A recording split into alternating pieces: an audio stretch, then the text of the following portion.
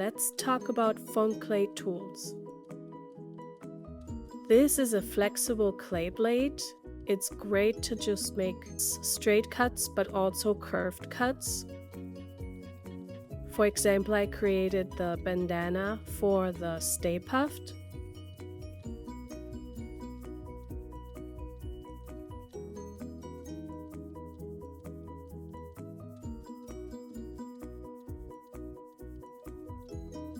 You can also just carve in patterns to create pillows or other textures.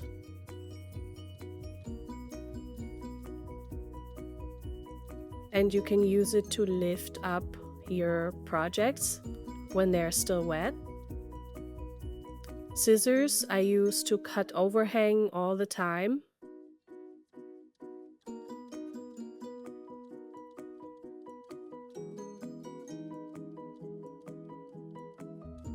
The tweezers I use mostly to add sprinkles to my projects.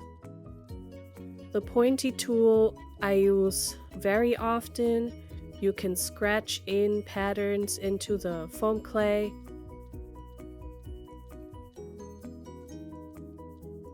Or you can pick up small details and place them where they should go.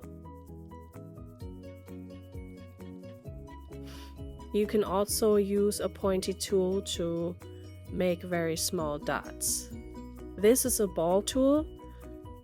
It comes in different sizes and it's perfect to make eye sockets, but you can also use it to paint. If you just dot it, it makes perfectly round eyes. Here I'm sliding it a little up and down. This is my acrylic pen. I have two sizes, one very fine and one a little bit thicker. This is a texture tool. You can create cake surface with it. Those are my silicone tip tools that I use often to get into gaps that I cannot reach with my finger. If you add a little bit of bag balm, you can slide over the surface without causing stretch marks. The exacto knife, very important to cut smaller pieces.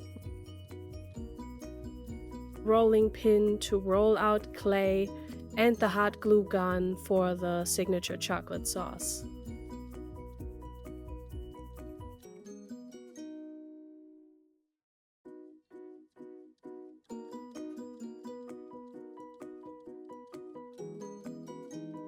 I always have toothpicks on hand to enforce the strength of joints.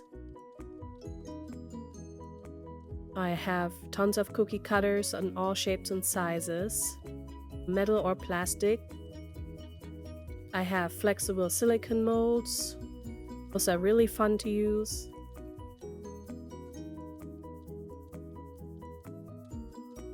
And I have all sorts of styrofoam.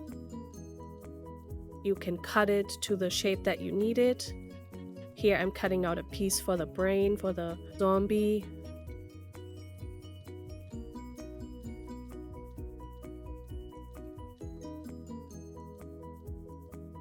And then you cover it in your foam clay.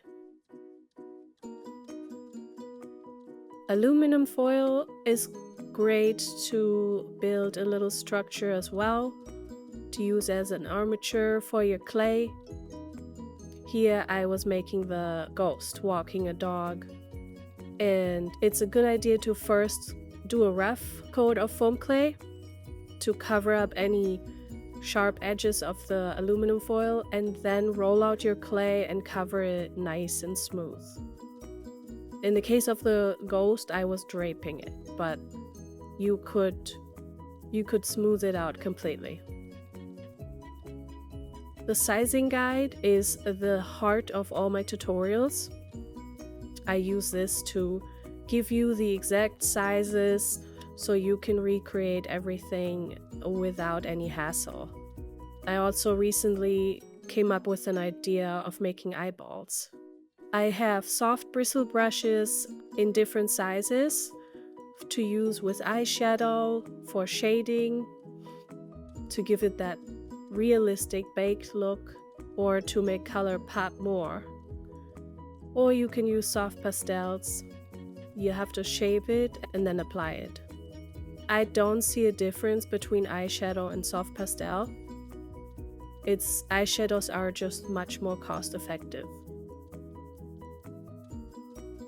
You can mix your clay with food color to achieve unique shades, or if you don't want to open many bags, you can just color what you need for your project and store it in an airtight container.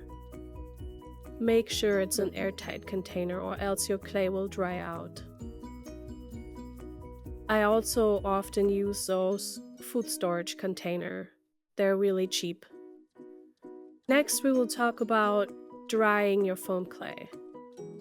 Thank you for watching, and I hope this helps give you an idea about all the tools we use, and I hope to see you in the next video.